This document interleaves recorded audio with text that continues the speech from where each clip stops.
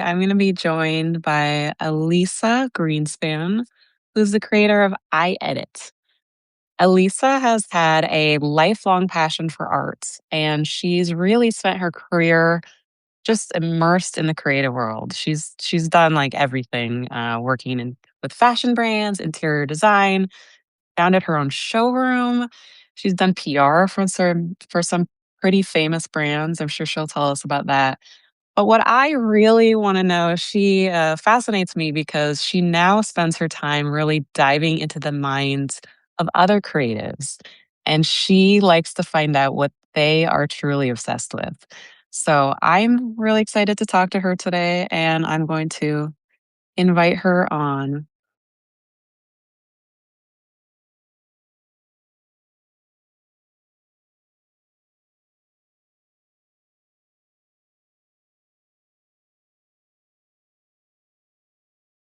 Elisa, it says it's waiting for you to join. Hopefully the the tech works.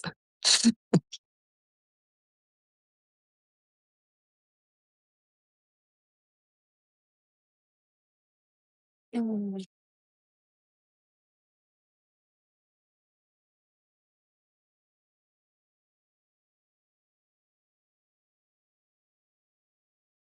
Let's see.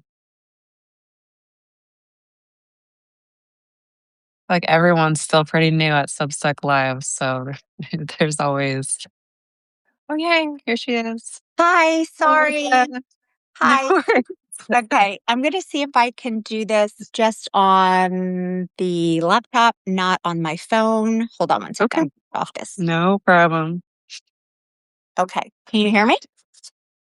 Yeah, we can. We can't see you, but we can hear you. Oh, okay. So it's for some reason it's not on my computer, but it's fine. I'll do it on the phone. Okay, perfect. Hi. I think Substack likes to push the app and make it easier to Okay. use, even though Okay. most of us actually like to use our computers. Yeah. Like, Okay. so I'm on. Hello. yay, I didn't so hear great to the have you intro, here. so all good. It's perfect. Thanks for coming on today. I'm so excited to talk to you. Thanks for having me. I'm excited to be here. Yeah. So for those, I kind of did a little introduction already, so we have a general sense of who you are. But for those who don't know you at all, I really want to start at the beginning, childhood. Okay. Like, can you take me back to the earliest days you remember, like art being a passion? Yeah. So both my parents are physicians. And my mother's sort of always been like heavily entrenched in the art world, especially like with modern art and abstract expressionists. And she was kind of, I don't want to say she was an art groupie because that has a very specific connotation, but she would not appreciate that. But Mm. she was very interested in Jackson Pollock and Rauschenberg and de Kooning. And one of the tales of the great artwork that got away was I kind of grew up hearing when my mother was a writing intern at Scientific American in the city, Jackson Pollock visited the office. I guess this is like obviously pre-famous days, Wow. pre-notoriety. And he brought in blue poles or number 11, which um my mother was obsessed with, and it was on sale for under $800. And she begged her father, this was probably around 1953, 54. Mm. She begged her father to give her a loan, and he wouldn't. Oh. In 2022, it sold for $500 million. Oh my Which gosh. is just like it's one of those crazy stories.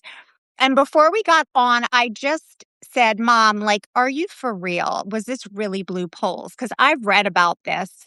And she said, yeah, absolutely. Number 11. So that was one story. And I also found out that which she just told me pre-interview with you, that she spent a week going to Rauschenberg's studio in Springs in the Hamptons, and she just kind of, like, knocked on the door and yeah. But other than that, so I have these stories kind of ingrained in me, and also my Mm. father, as an inventor, was always creating things in the house, memories of inventing explosions going off and casting plaster and styrofoam and all kinds of different things. He was also obsessed with tree bark and yeah, so and later on in my late 20s I helped to market an invention of his, but um and I think pre-interview you said you wanted me to tell the Calder story. So I can Yeah, please I do. mean And it's tell us such who that is for people who don't Oh, know. yeah, Alexander Calder, the amazing artist, and he also did, sculptures and Mm. steels and mobiles, and so, yeah, I guess my mother we lived in the Philly area, my mother took me to New York a lot with her to look at art,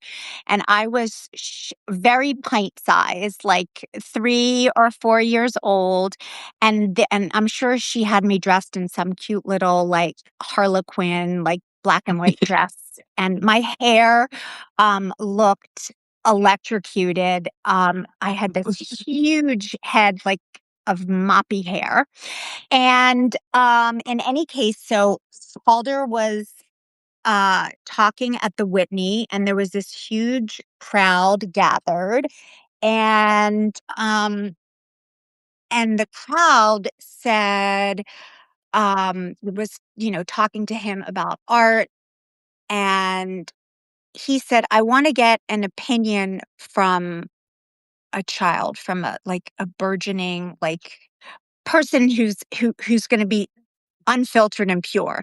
So he asked me what I thought of this painting, and I guess, according to my mom, I said, "Well, to be honest with you, Mr. Calder, I find the colors a little clashing and the textures off." And the audience kind of like held their breath, like, I can't believe this little twerp just insulted Alexander Calder. And his response was, "You see, that's why I love children. They're unfiltered, like I said, and honest and pure, and just tell it like it is." So that was, and to be honest, I don't know if I actually remember that story or I've Mm. just heard it so many times because it's my Right. mom's favorite story. So but in any case, so I think that's kind of where it began. Mm.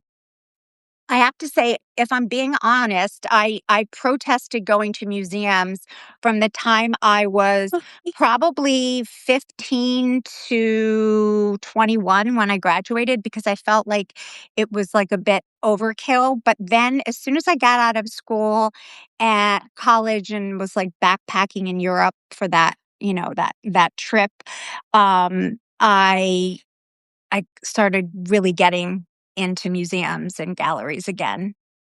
And Interesting. and I was also in New York in, like, the very gritty '80s, Mm. and that was, like, such an amazing time for art and Mm. Basquiat, and it was just, like, amazing. It was amazing to be in New York then. So Yeah. So you really grew up around it. What happened, like, from, like, the pint-sized you to through college? Like, what what were you interested in then?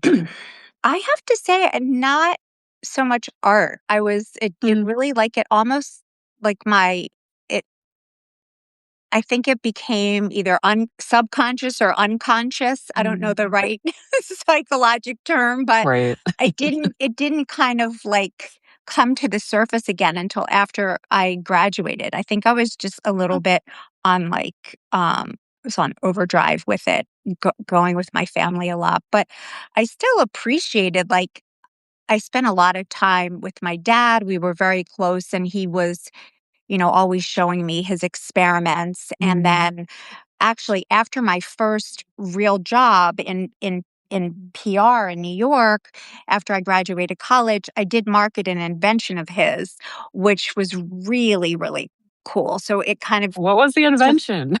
so he developed this really incredible technique that basically took natural materials like metal, ground stone, um, and he cement, concrete, and he would sift it with like natural pigments and he would attach it to a wall covering substrate. Like, and it went on the wall like standard wall covering, but it was three-dimensional and some of it was oxidized, some of it had like pigments of stone in it. And it was a really cool, it was called New Metal Surfaces and it won a lot of design awards. It was hard to control, hard to manufacture, but like some of the top designers loved it. We did a lot of like hospitality. We did Nobu in New York and Saks Fifth Avenue, and we did a lot of retail and some Wow. residential as well. It was very, very cool. So some of it would look rusty and oxidized, and others would just have it had a lot of texture and depth to it, but it just went on the wall like standard wall covering. So it was pretty cool. Wow. Yeah. So when do you feel like you kind of made art your own? Because it sounds like you really grew up in it, you're immersed in it. I mean, between your family and where you lived. Mhm. But as many of us do, we reject these things as as Yeah. kids and teenagers. But it's Yeah. I mean, clearly now, like this is Yeah. something you love so much. So yeah, what was that? Was So there a specific moment? I feel like it's honestly been like a slow integration into different fields. Like, Mm. so after I worked with my father for like 10 years, I decided to open up my own accessory and clothing showroom. I did that in the Flatiron district. And, most normal people would actually work for a showroom first, but I was kind of like a kamikaze pilot. I love it. And just I had been working some stints in fashion PR and I had actually a boyfriend at the time. Sister was an accessory designer and she asked me to help her with a project and it kind of grew from there. And I got lucky. I started working with some really amazing emerging talent at the time and then kind of grew that talent.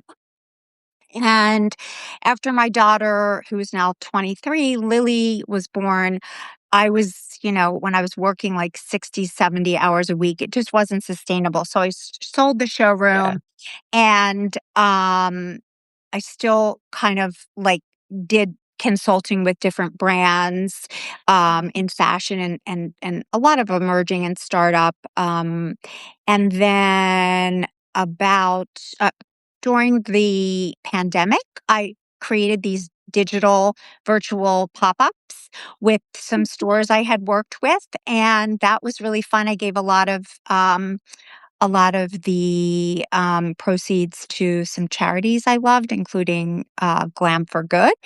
And then I joined an organization called The Board, which is amazing. It's kind of like C-suite execs and entrepreneurs in fashion, beauty, and tech. And and then I came up with this idea for my Substack. So Well, mm, tell us about yeah. it. So the whole idea was, I kind of come from when magazines were like people loved to read them and touch the paper and the print and this idea that there are all different types of now more digital obviously magazines in fashion in beauty and design and architecture and photography and food. And my idea was I feel like I've met so many different types of inspiring creatives throughout my many decades out of school and out of college. And the idea was kind of to have creatives in one place and to get intel from these creatives to see who their favorite creatives were. So, kind of like creatives giving advice on interesting creatives. So, a little bit in the weeds, Yeah. and I I love in the select. weeds. Yeah, I love it. I mean, I select these creatives, and they're all in these disparate fields from architecture to design and food and beauty. Like some of the ones that come to mind, like my very first eye editor, Joanna Williams.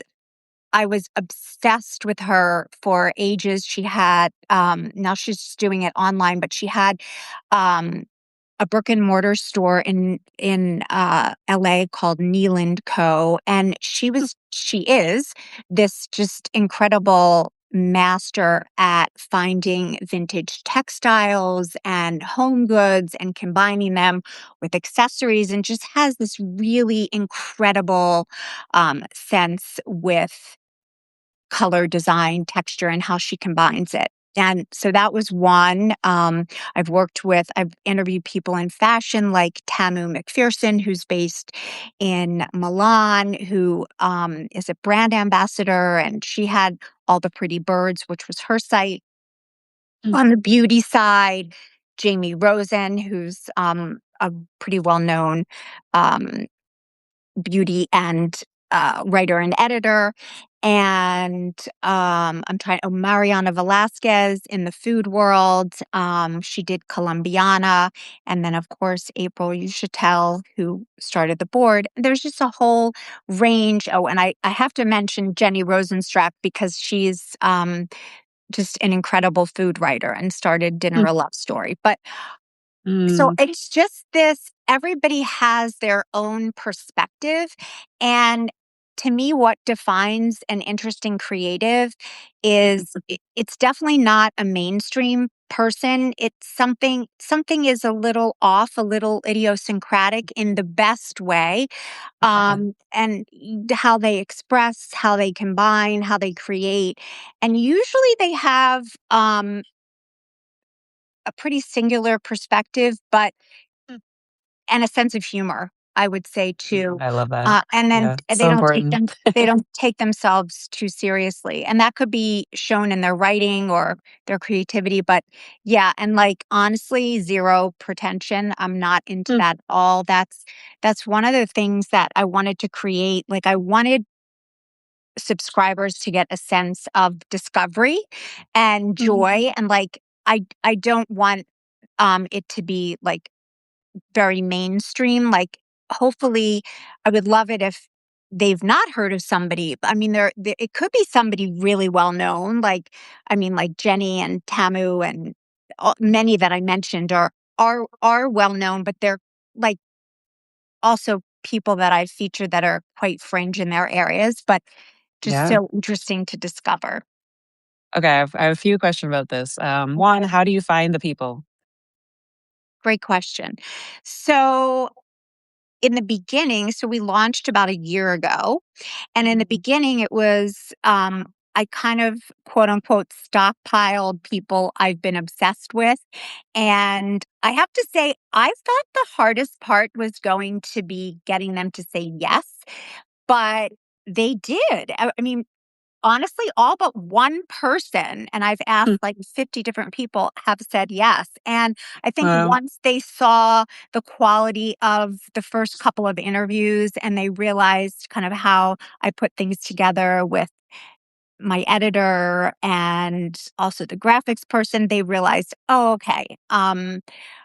I might not know who Alisa Greenspan is, but the people, her eye, she can select who to feature.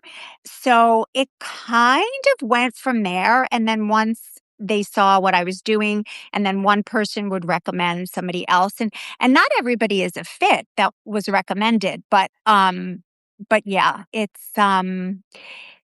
definitely through my lens. That's So so cool.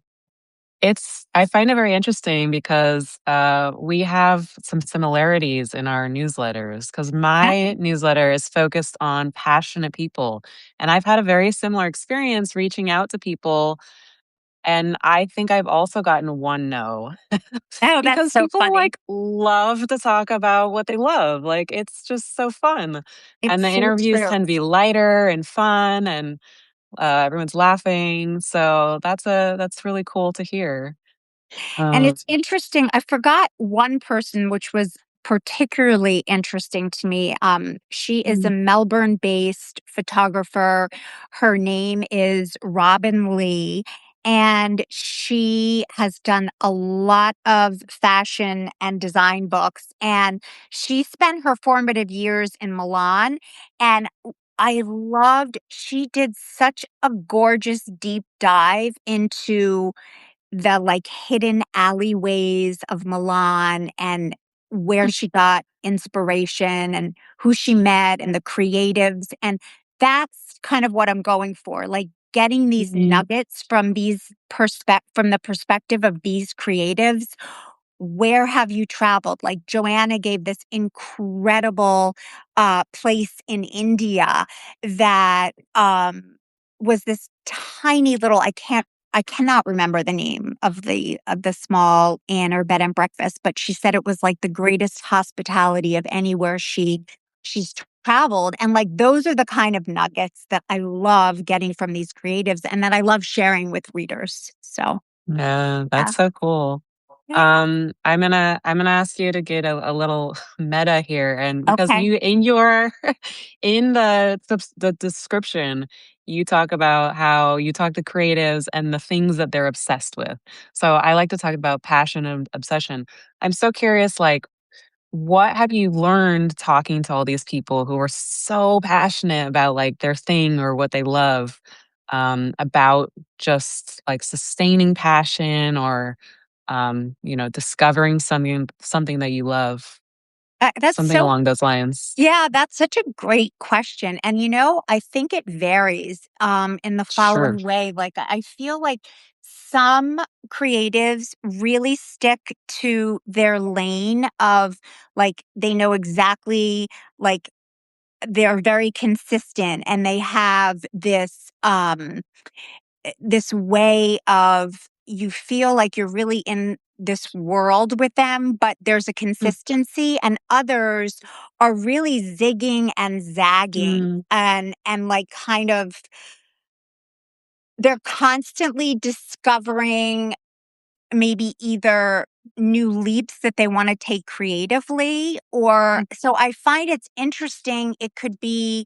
Um it can really vary in terms of yeah. both. I don't know if that What answered the are question. Well, that's like one answer. I'm sure we could go on about this for ever, but it's a good answer. Yeah, Where are you in that? Are I mean, you on one lane or do you zigzag? I think I I know the answer, zigzag. but I zigzag because I like to be exposed to, a lot of different things, and maybe I can give a more specific example, like, of what your original question was, like, even sometimes, like, in terms of let's say it's a food person and they mm, were following, like, a certain type of chef, or creative, and then they started deciding, "You know what? I don't wanna do any fancy, any Michelin star, I just want to see, like, 100% local, like, the shacks the like off the beaten track, like don't want to see a tourist in sight, like kind of I mean, I think it's tricky because when you travel, I mean, there are tourists everywhere, but but I'm saying I especially when think people that write about them, write exactly. about the I mean, places. Like Rick Steves, oh like my he like god, ruined all these places. 100%. I mean, I was just reading an article about them, about how this creative, this journalist like recommended a place and like got so much flack for basically Yeah. ruining the. It, So but just in terms of, I think as people evolve, as creatives evolve, mm, their taste or their direction can change. So I do mm. find that a lot of the creatives that I'm featuring have had a lot of zigzags, some consistent, but a lot of zigzags, yeah. Yeah, but do you feel like there's usually a consistent, like, theme, like a kind of umbrella theme? Or is it like are there people you talk to who have, like, really, like, huge zigzags? Mm, I feel like it could be, um more like a slow evolution than, Mhm. like, giant zigzags, and when Yeah, I say zigzags, it could be a zigzag with a small z's, but it could right. be like, this idea, and this I think is such an interesting concept, this idea that we don't have to stay in one lane. I feel like now is so much more accepted than even when I was growing up or our parents were growing up. I mean, I have, like, changed my career. I mean, it's always sort of been in fashion or design or PR, and now it's sort of a little bit it's this combination of all the things Mm, I've loved, but, I mean, who would think that, like, "Oh, my friends are like, "Wow, this is kind of a big leap, to start a Substack." And it yeah. just felt like it was kind of a combination of everything that I loved, in fashion and design and in PR, and also I kind of dusted off that English degree that I got, and now I'm writing with a lot of help from my editor, Sarah.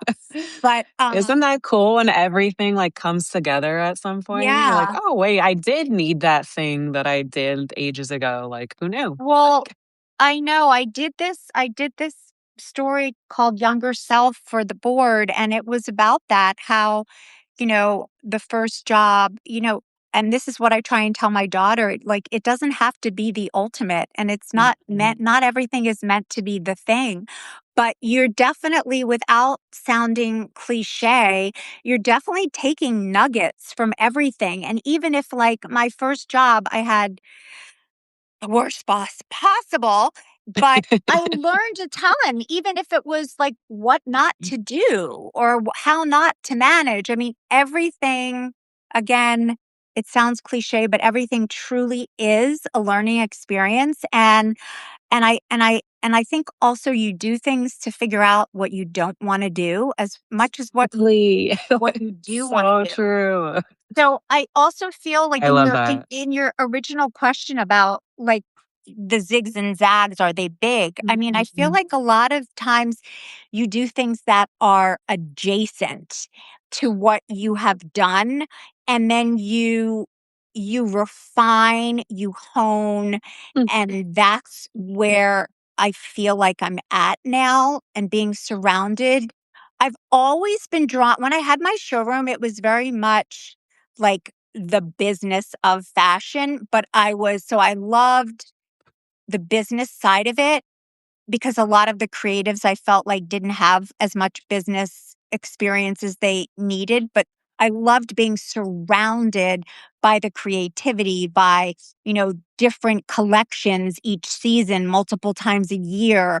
And so, and I love the creative mind. So I think I'm just drawn to that person.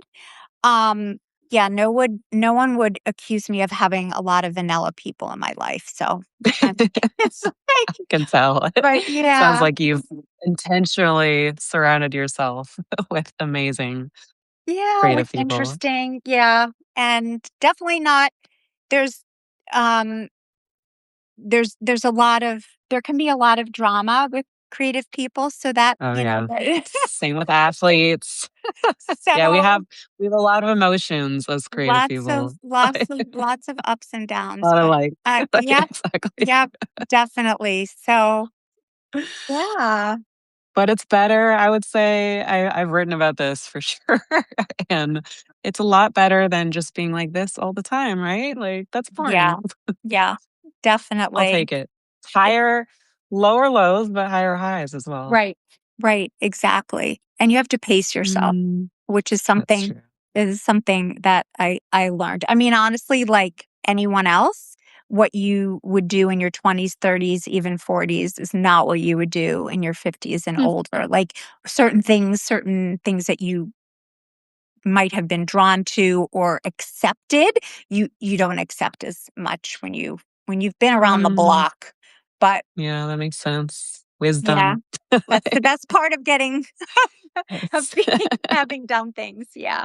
But Uh, this is so much fun. I guess to wrap up, since I try to keep these short because I know everyone has so yeah, many other things to listen to and read. yeah, How do you know when it is time to zag, to zag. to change? Such a good Is it a question. feeling? Are there lessons that you Um, learned along the way? yeah, it is a feeling, and I'm trying to remember. I posted this amazing quote. I want to try and find it. It was basically like, Yes. you have to. It is a feeling, but you also. It goes along the lines of, it's a feeling, but you also have to take action. Like if it's Mm, kind of inside you and keeps presenting itself, you have to take action because um feelings don't like make necessarily make you act. So, but I do think for me personally, sometimes I've stuck with something way too long because I didn't want to give up. But I also think with getting older, there's a psychologic perspective with doing what really resonates with you. And by the way, that could change. Like I sure. said, it has my kind of zigs and zags have been adjacent to these different creative fields, but I Mm, do think sometimes things pull at you and you have to be brave enough to take a chance. And sometimes they fail, obviously, and sometimes they succeed, but it's you true. gotta You're go always for going to it. learn something. You Totally. really are. I don't know if I showed you, but I have this tattoo. You probably can see it, but I have Oh this my god, tattoo on that's my amazing. arm that says "Dream Bigger." Oh, I love And it. I'm always hoping that not only is it a reminder to myself, but it's like a little reminder to anyone else who sees it to like keep dreaming. That's amazing. I really enjoyed talking to you, and I hope Same. I It's I gave you amazing. Thank a you so few much, nuggets. Elisa.